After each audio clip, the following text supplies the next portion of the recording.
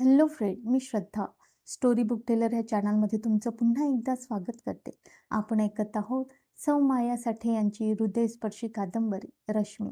चला तर मग ऐकूया भाग 7. रात्री झोपण्यासाठी आपल्या अथरुणावर पडल्यावर तो विचार तिचा पिछा सोडायला तयार नव्हता.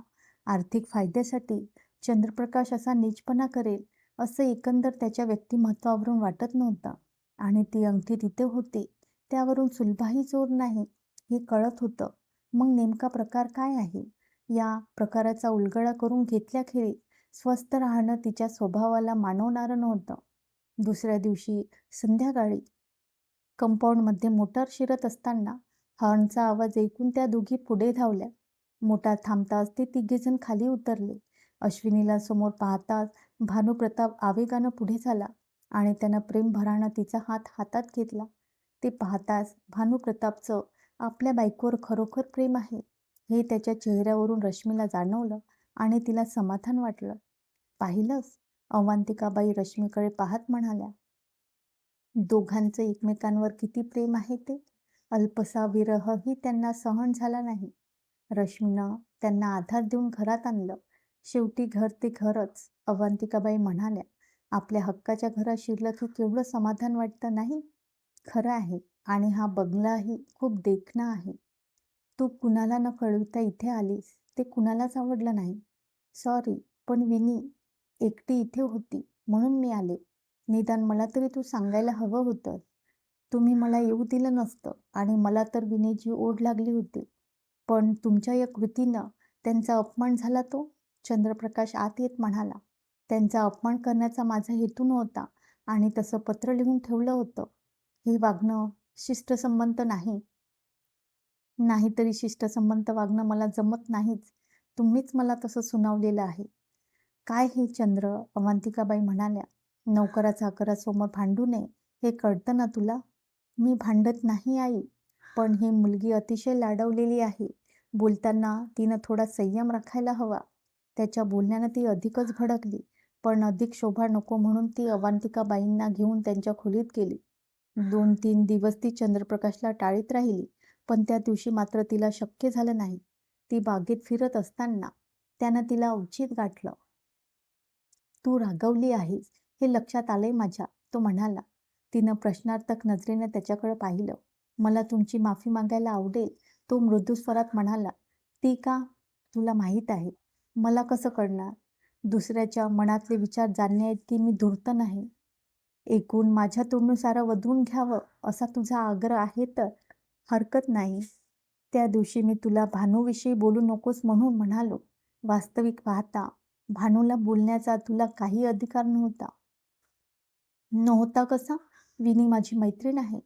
तरी सुद्धा त्या नवरा बायकोच्या भांडणात भाग घेण्याचं तुला कारण नव्हतं. तो अधिकार फक्त माझा आहे. मान्य. पण तुम्ही त्यांना काही बोलला नाही. त्यांची चूक असूनही. वेळ आल्यावर मी त्याला निश्चितच सुनावेल. पण आपल्याला त्या जोडप्याच्या वादात पडण्याचं कारणच काय? तुझा राग घालविणं मला या क्षणी महत्त्वाचं वाटतंय. तू मला क्षमा करणार ना? अर्थातच मी क्षमाशील आहे. म्हणजे आपल्यातला वाद आता संपला तर? ते मात्र कठीण आहे. आपली विचारसरणी भिन्न असल्यानं वाद होत राहणारच. कमाल आहे. फार्म हाऊसवरून आल्यापासून तुझं वागणं बदललं आहे. तू मला टाळीत आहेस. काय कारणानं? मी कवडी किमतीची आहे असं अशा प्रकारे तुम्ही माझ्याशी वागत आहात. खोटं आहे. खरं कारण तू दडवीत आहेस. सत्य काय आहे ते मला हवं आहे. आजपर्यंत मी कुठल्या स्त्रीची माफी मागितली नाही, पण तुझी मागितली. कारण तू मला हवीशी वाटतेस. सोडून द्या ते. का सोडावं? मी इथं अस्वस्थ झालोय आणि तू गंमत पाहतेस? ही परिस्थिती मला सहन होणारी नाही. तोच एक नौकर त्यांना शोधित बागेत आला. आपल्याला भेटायला मोहनचित्र म्हणून कुणी आले आहेत. तो नौकर रश्मीला म्हणाला. ती चकितच झाली. कोण आहे हा प्राणी? विचित्र नजरेने तिच्याकडे पाहत चंद्रप्रकाशनं विचारलं. तो प्राणी नाही, माझा मित्र आहे, ती म्हणाली आणि त्याला भेटायला हॉलकडे निघाली. आपल्या आत्याच्या घरी काही विपरीत घडलं नसेल ना आणि त्यासाठी तर तू इतक्या तातडीनं आला नसेल ना, असा भयपद विचार करीत ती हॉलमध्ये आली. चंद्रप्रकाश आपल्या पाठोपाठ येत आहे याची तिला कल्पनाही नव्हती. ती इतकी धास्तावली होती. तू इथं कसा काय समोर दिसताच भयभीत स्वरात तिनं प्रश्न केला. घरचे सगळे ठीक आहेत ना? सर्वजण ठीक आहेत, मोहन म्हणाला. मी रजा घेतली आणि ती घालवायला इथे आलो. मी आलो म्हणून तू रागावली नाहीस ना? नाही, ती म्हणाली. पण तू असा अचानक आलास म्हणून मी धास्तावले होते. तोच तिचं लक्ष चंद्रप्रकाशकडे गेलं. तिनं त्या दोघांची एकमेकांशी ओळख करून दिली. हे अश्विनीचे मिस्टर आहेत ना? मोहननं विचारलं. नाही, मी त्याचा चुलत भाऊ चंद्रप्रकाश म्हणाला. तुम्ही चहा घ्याल की सरबत, लस्सी वगैरे काही हवं? लस्सी चालेल, मोहन सहज स्वरात म्हणाला. चंद्रप्रकाशनं एका नोकराला हाक मारून लस्सी आणण्यास सांगितले. तिनं त्याच्या चेहऱ्याकडे पाहिलं. त्याच्या चेहऱ्यावर कसलेच विकार नव्हते. आत्याच्या घरी कधी गेला होतास? तिनं मोहनला विचारलं. 4 दिवसापूर्वी. सर्वजण मजेत आहेत. तुझी आठवण काढतात. तुझ्या भेटीमुळे मलाही घरची ओढ लागली बघ. इथं मी बरेच दिवस राहिले आहे असं वाटू लागलं आहे. याचं कारण तुला आराम करण्याचा कंटाळा आला आहे. तोच नौकर लस्सीचे ग्लास घेतलेला ट्रे घेऊन आला. चंद्रप्रकाशनं त्या दोघांच्या हातात 2 ग्लास देऊन एक आपल्या हातात घेतला. इथं किती दिवस मुक्काम आहे तुझा? रश्मीनं विचारलं. 8 दिवस. कुठं उतरला आहेस? Hotel diamond. तो उतरला. ते अगदी सामान्य हॉटेल आहे. मध्येच चंद्रप्रकाश म्हणाला. मला तेच परवडणारं आहे. तू येणार आहेस हे अगोदर का कळवलं नाहीस? तुला चकित करण्याचा विचार होता आणि तो साध्य झालाही. तुम्ही इथं आला असतात तर तुमची फारशी गैरसोय झाली नसती. पाहुण्यांची आम्ही व्यवस्थित सोय करतो, चंद्रप्रकाश रुक्ष स्वरात म्हणाला. तुम्ही बोला, मी चलतो. आणि तो ताडताड पावलं टाकीत निघून गेला. मोहन काही क्षण त्याच्याकडे पाहत राहिला. थोडा तरेवाईकच वाटतो हा माणूस, मोहन म्हणाला. तुझं कसं काय जमतं याच्याशी देव जाणे. ते फारसे घरी नसतात. ते घरी नसतात हेच बरं झालं. कारण हा माणूस तरेवाईक असला तरी विलक्षण आकर्षक आहे. बोलता बोलता मुली फसत असणार. तुझ्या बाबतीत तसं होऊ नये. ती हसली. किती दिवस राहणार आहेस अजून? मोहननं विचारलं. विनीच्या बाळंतपणापर्यंत. आता घराविषयी सांग. घरी सगळे ठीक. तुझी आत्या, आतोबा आणि तुझी आत्ते भावंड सुद्धा. पण काय ग? तुझ्यात काहीतरी फरक झालेला दिसतो. खूपच आकर्षक आणि देखणी वाटते आहेस तू. आता लक्षात आलं होय तुझ्या? नाही, आधीच आलं होतं. तू केसांची स्टाईल बदलली आहेस का? हो. फार गोड दिसतेस तू. वाटतं की त्यांना आपल्या ओठावरून जीभ फिरवली. तसं काही वाटू देऊ नकोस. इथं दुसऱ्याच्या घरी आहेस तू. हॉटेलवर ये ना, म्हणजे मनसोक्त बोलता येईल. येईल. तुझ्या हॉटेलचा फोन नंबर देऊन ठेव. त्यानं हॉटेलचा फोन दिला आणि थोडा वेळ गप्पा मारून तो निघून गेला. मोहन येऊन गेल्यापासून प्रत्येकाची तिच्याकडे पाहण्याची दृष्टी बदलली होती. तो तिचा प्रियकर आहे अशीच प्रत्येकाची खात्री झाली. चंद्रप्रकाश मात्र इतरांप्रमाणे तिला अगत्याने वागवीत नव्हता, तर तिच्याकडे संपूर्ण दुर्लक्ष करीत होता. त्याच्या दुर्लक्ष करण्यामुळे तिच्या अहंकाराला धक्का बसला होता. आपण पाहिलेल्या अंगठीविषयी गोप्यस्फोट आपण हा बंगला सोडण्याच्या आदल्या दिवशी करायचा, असा तिनं विचार केलेला होता. कारण हा स्फोट केल्यावर चंद्रप्रकाश आपल्याला इथे राहू देणार नाही, याची तिला खात्री होती. आणि बाळंतपण होईपर्यंत अश्विनीला तिची गरज होती. पण त्याचबरोबर हा गोप्यस्फोट आपण करू नये असंही तिला वाटत होतं. दुसऱ्या दिवशी संध्याकाळी मोहनला भेटून परत येताना तिला थोडा उशीरच झाला. फैजाबाद एस.टी. स्टँडवर रिक्षा बिघडल्यामुळे तिनं दुसरी रिक्षा थांबविली आणि ती पत्ता सांगत असतानाच एक तरुण स्त्री तिच्या दिशेने आली. चेहऱ्यावरून ती विलक्षण दुःखी भासत होती. जरा थांबता का? तिनं विनंतीच्या स्वरात पुच्छा केली. रश्मीनं गोंधळून तिच्याकडे पाहिलं. प्लीज, ती स्त्री म्हणाली. तुम्ही सरदार मेहेंदळ्यांचा पत्ता सांगितलात ना? हो, रश्मी म्हणाली. का बरं? तुम्ही थोड्या उशिरा गेलात तर चालणार नाही का? त्या स्त्रीनं विलक्षण करून आर्द्र मुद्रेनं प्रश्न केला. क्षणभर रश्मीच्या मनात चलबिचल झाली. आधीच उशीर झाला होता आणि त्यात पण तिची विनंती अमान्य करण्याचं साहसही तिला होईना. हा काय प्रकार आहे याचा छडा लावावं असं तिला वाटलं. काय आहे ते लवकर बोला. मेहेंदळ्यांची इस्टेट तिथून खूप लांब आहे. मला माहीत आहे. म्हणजे कोण आहेस तू? सुलभा. कदाचित माझं नाव ऐकलं असशील तू. बापरे, म्हणजे चंद्रप्रकाशची बहीण? हो, पण तू कोण? त्याची बायको? नाही, मी अश्विनीची मैत्रीण. तू पाहुणी म्हणून आली आहेस तर? नाही, अश्विनीला दिवस गेले आहेत. तिला एकटं-एकटं वाटतं म्हणून मी आले आहे. पण आपण असं रस्त्यात बोलत राहण्यापेक्षा स्टँडच्या एका कोपऱ्यात बसलो तर? चालेल, ती म्हणाली. त्या दोघी एका कोपऱ्यात असलेल्या बाकावर बसल्या. बहिणीला दिवस गेले आहेत याची मला कल्पना नव्हती. वडील गेल्याचं मी ऐकलं होतं. आई कशी आहे माझी? ठीक आहे. तिला बघावं, भेटावं असं खूप वाटतं मला. मग चला की माझ्याबरोबर. तेवढं ते सोपं नाही. आपल्या विरलेल्या साडीचा पदर अंगाभोवती गुंडाळून घेत ती म्हणाली, पेन्शनच्या मुलाऐवजी मी सतबीरशी लग्न केलं म्हणून ते माझा इतका राग करतील अशी कल्पना नव्हती मला. कदाचित तेवढंच कारण नसेल. पळून जाण्याआधी तुम्ही वडिलांशी बोलला असतात तर कदाचित हे घडलंही नसतं. त्यांनी कधीच मान्यता दिली नसती. पण निदान लग्न झाल्यावर तरी आशीर्वाद घ्यायला यायला हवं होतं तुम्ही. मी तसं सतबीरला सुचवलं होतं, पण त्यानं मनावर घेतलं नाही. लग्न होताच आम्ही अमृतसरला गेलो. त्या साऱ्या गोष्टीमुळे मला खूप मनस्ताप झाला आणि मी आजारी पडले. बरं झाल्यावर का प्रयत्न केला नाही? माहेरच्या माणसांना विसरून जायचं ठरवलं मी. शेवटी मीही मेहेंदळे घराण्यातलीच आहे. तोच पीळ माझ्या अंगात होता. आणि मग आता परत का आलीस? माझा नवरा वारला महिन्यापूर्वी. तुमची माझी ओळख नसताना मी भडाभडा बोलते याचं आश्चर्य वाटलं असेल. पण कुणाला तरी हे सांगावं असं फार वाटत होतं मला. मग लगेच का आला नाही? अभिमान नडला. तो माझा वेडेपणा आहे हे खरं, पण त्याला इलाज नाही. पण शेवटी इलाजच राहिला नाही. का? ते सांगायला अवघड जाते. तो पक्का जुगारी होता. त्यापायी सारं गेलं. ब्लॉक, भांडी-कुंडी, दागिने सारं काही. तो वारला कशानं? एक छोटी मुलगी ट्रकखाली सापडत असता त्यानं तिला वाचवली. पण तो मात्र गेला. पुढचे दिवस विलक्षण मनस्तापात गेले. कशी तरी मी इथपर्यंत आले. तिचे डोळे भरून आले. आईला पत्र पाठवलं असतं तर त्यांनी पैसे धाडले असते. पुन्हा स्वाभिमान आड आला. मला कौतुक वाटतं तुमचं. पण आता हे सारं संपेल. तुम्हाला पाहून तुमच्या आईला खूप आनंद होईल. चला माझ्याबरोबर. नको. तेवढा धीर होत नाही. इतका धीर धरलात आणि आता हातपाय का गाडता? त्यांनी क्षमा केली नाही तर?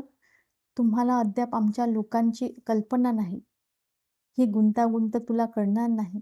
मला हे कळतं, रश्मी म्हणाली. मी तुम्हाला शक्य तेवढी मदत करीन.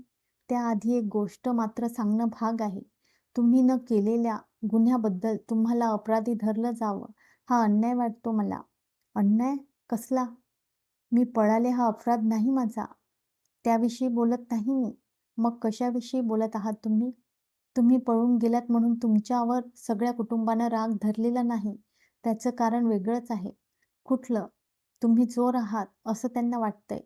असं वाटायचं कारण? मी काही घरातलं चोरलं नव्हतं. फक्त माझं सामानच म्हणजे कपडे-लत्ते व अत्यावश्यक सामानच घेऊन मी गेले होते. नाही, तुम्ही साखरपुड्यातली हिऱ्याची अंगठी. तिचं सारं शरीर थरथरू लागलं. मुद्रा फिकट झाली. ती अंगठी मी चोरली नाही. मी ती परत धाडली. मी स्वतः ती अंगठी पेंडशांकडे कशी परत करणार होते? मी चिठ्ठी लिहून ती अंगठी त्याच्याबरोबर पेंडशांकडे पाठवली होती. तो त्याप्रमाणे वागणार नाही हे कसं कळणार मला? अगं आई गं! ती म्हणाली आणि विकलपणे मागच्या भिंतीला तिनं डोकं टेकवलं आणि मस्तकावर हात दाबून धरले. तिला चक्कर येत आहे हे रश्मीला जाणवलं. रश्मी मात्र हताश झाली होती. चंद्रप्रकाश अपराधी ठरू नये असं तिला वाटत होतं, पण ते तसं ठरत होतं. रश्मी उठली आणि तिनं कॅन्टीनमधून पाण्याचा ग्लास आणला आणि तिला पाणी पाजलं. सुलभा पुन्हा भानावर आली. तुमची काही चूक नाही. चला आपण घरी जाऊ. छे छे, आता तर ते शक्यच नाही, ती खेदपूर्व स्वरात म्हणाली. तिचे डोळे अश्रूंनी भरून आले. तुम्ही इतक्या लांबून आला आणि आता माघार का घेत आहात? आता माझ्या माणसांना भेटायचं साहस मी करूच शकणार नाही. तो चोर आहे हे कळल्यावर तर नाहीच. बोलता बोलता तिला हुंदका फुटला. रडू नका प्लीज. नाही हो. मला हे आता सहन करणं अशक्य होतंय. तो नेहमी माझ्याशी इतक्या प्रेमाने वागे की हे ऐकणं मला सहन होत नाही. तो चोर आहे असं स्वप्नातही वाटलं नव्हतं मला. दुसऱ्याच्या अपराधाची शिक्षा तुम्ही का भोगायची? कारण त्याच्यावर विश्वास ठेवण्याचा अपराध मी केला नाही का? त्याच्यावर मी ते काम सोपवलं नसतं तर कदाचित त्याला तो मोह झालाही नसता. पर्यायाने दोष माझ्याकडेच येतो. हे तुम्हाला आधी थोडंच माहीत होतं. चला मी तुम्हाला आईकडे घेऊन जाते. नको, सध्या तरी ते शक्य नाही. मी इथं यायलाच नको होतं. असं आता वाटू लागलंय मला. तुम्ही भेटलात ते बरं झालं. सगळे माझा तिरस्कार करतात हे तरी कळलं मला. तिकडे येण्यापेक्षा आत्महत्या करणं परवडेल मला. छे छे, असं बोलूही नका.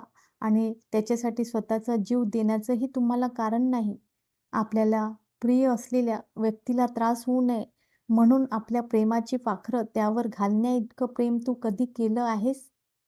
याचं उत्तर या क्षणी तरी मी देऊ शकत नाही, रश्मी म्हणाली. पण आता हे महत्त्वाचं नाही. प्रश्न आहे तो तूर्त कुठं राहाल याचा. आणि अचानक तिला याचं उत्तरही सुचलं. माझा एक मित्र इथल्याच एका हॉटेलात राहतो. तिथं तुमची व्यवस्था करता येईल. त्याचा फोन नंबर आहे माझ्याजवळ. मी फोन करते त्याला, ती म्हणाली आणि तिनं स्टँडवर असलेल्या बूथवरून मोहनला फोन लावला. सुदैवानं तो हॉटेलातच होता. काय झालं गं? काही वेळापूर्वीच तू इथून गेली होतीस ना? हो, तू ताबडतोब फैजाबाद एस.टी स्टँडवर ये. का? ते फोनवर सांगता येत नाही. लगेच निघालोच, तो म्हणाला. 15 मिनिटातच मोहन स्टँडवर आला. त्या दोघी त्याची वाट पाहतच होत्या. तू तर ठीक दिसते. ती दिसल्यावर तो म्हणाला. मी काय घाबरलो होतो? आणि तू इथं काय करते आहेस? सारं सांगते, ती म्हणाली आणि तिनं सारी हकीकत त्याला सांगितली. मग मी आता काय करावं असं तुझं मत आहे? त्यानं विचारलं. सुलभाला तू आपल्या हॉटेलवर घेऊन जा. तिथं तिला तिला एकटीला ठेवलं तर ती कदाचित आत्मघात करून घेईल अशी मला भीती वाटते. अच्छा, पण एकूणही समस्या चमत्कारिक आहे. पण आपण किती दिवस लपवून ठेवणार आहोत? एका रात्रीपुरतीच ही व्यवस्था आहे. उद्या ती निर्णय घेऊ शकेल. तशी आशा करायला हरकत नाही. तूर्त मी तिला घेऊन जातो. ती त्याला घेऊन सुलभाकडे गेली. तिनं त्या दोघांची ओळख करून दिली आणि आपली आपली योजना तिला सांगितली. मोहननं एक टॅक्सी बोलावली आणि तो सुलभाला घेऊन गेला. या साऱ्या भानगडीत बराच वेळ गेला होता. तिला घरी पोचायला 10 वाजले होते. ती गुपचूप घरात शिरू लागली आणि नेमका चंद्रप्रकाश तिला समोर आला. तुम्ही तुमच्या मित्राला भेटायला गेलात ते आत्ता परत आलात? तिच्याकडे रोखून पाहत त्यानं प्रश्न केला. होय. तुम्हाला घरी परतायला खूप उशीर झाला आहे असं वाटत नाही तुम्हाला? माझ्या येण्या-जाण्याच्या वेळेवर इथं बंधने आहेत का? तुमच्या येण्या-जाण्याशी माझा काहीही संबंध नाही. थँक्स. मग म्हणणं काय आहे तुमचं? रात्रीचे 10 ही वेळ स्त्रियांनी घरात येण्याची वेळ नाही असं मला वाटतं. त्याचप्रमाणे असं रात्रीचं भटकणंही धोक्याचं असतं. याशिवाय अशा वागणुकीनं नावाला बट्टाही लागतो. लागला तरी त्याचं तुम्हाला काय? तुम्ही मर्यादेचं उल्लंघन करीत आहात. तुम्ही या घरात आहात तोवर इथल्या पाहुणीनं पाळायचे नियम तुम्हाला पाळायलाच हवेत. तुम्ही मुंबईला राहत असताना तुम्ही कशा वागता हे सांगायला मी येणार नाही. पण तुम्ही चुकीचं गृहीत धरून हे बोलत आहात. मोहनची आणि माझी केवळ मैत्री आहे. या पलीकडे आमच्यात काहीही नाही. ते त्याला पाहिल्यावरच माझ्या लक्षात आलं आहे. आलं ना? मग माझ्या भानगडीत पडू नका. ठीक आहे. मलाही नसत्या उचापती करायला वेळ नाही. मी चलू? हो, तुम्ही जाऊ शकता. ठीक आहे. गुड नाईट, ती म्हणाली आणि आपल्या खोलीत गेली. भावना रितकानं ती थरथरत होती. सुलभाचं काय करावं असा प्रश्न तिला सतावत होता. चला तर मित्रांनो, आता येथेच थांबूया. भेटूया उद्याच्या भागात. तोपर्यंत नमस्कार.